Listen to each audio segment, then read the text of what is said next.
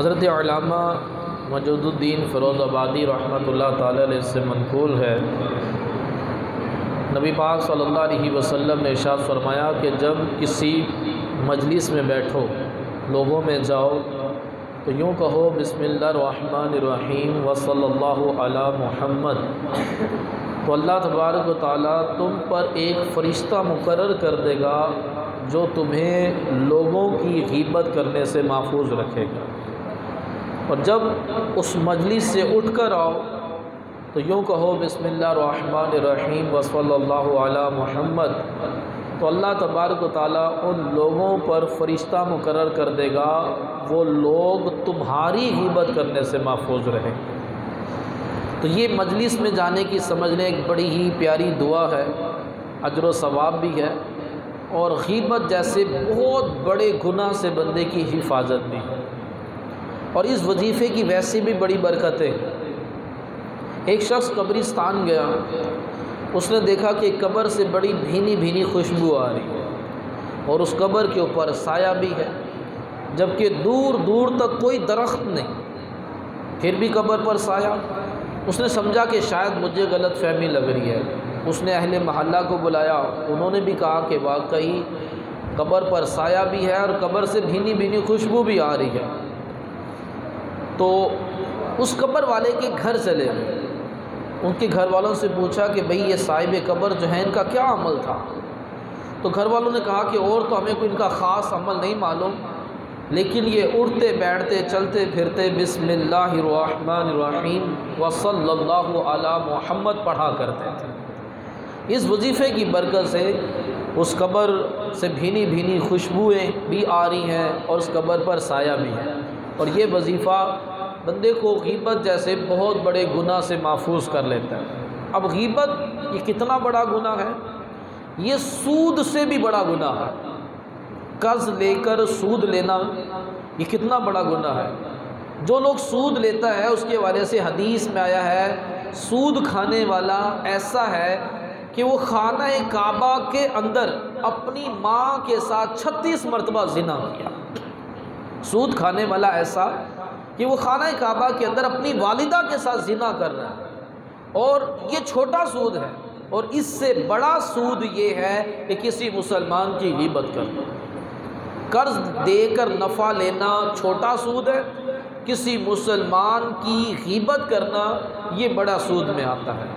لیکن آج ہمارا معاشرہ بربادی کے عمی گھڑے میں گرتا چلا جا رہا ہے۔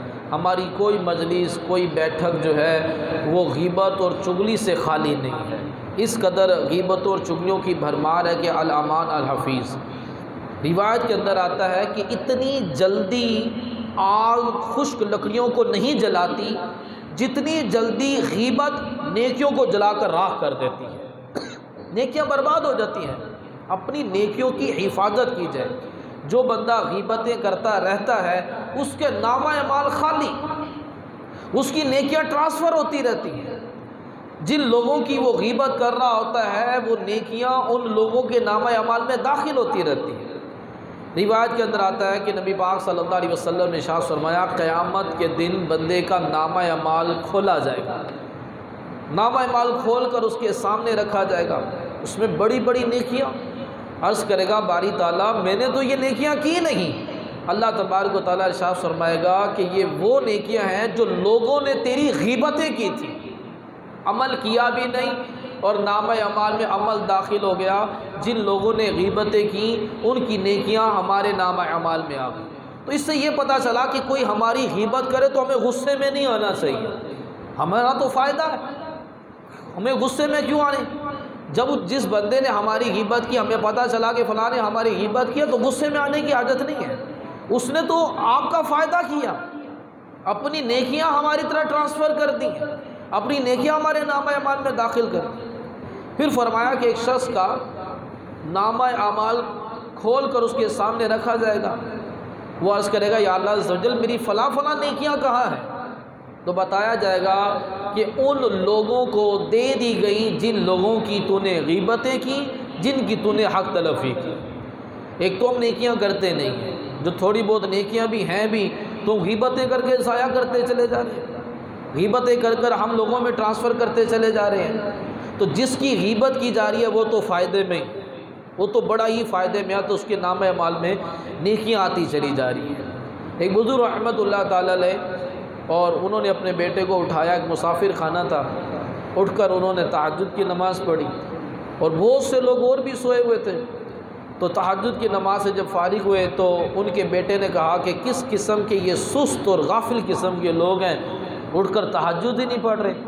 تو والد نے کہا کہ بیٹا تم بھی تہجد نہ پڑھتے بلکہ سوئے رہتے تو تمہارا تہجد پڑھنے سے بہتر تھا کہ تم سوئے رہتے۔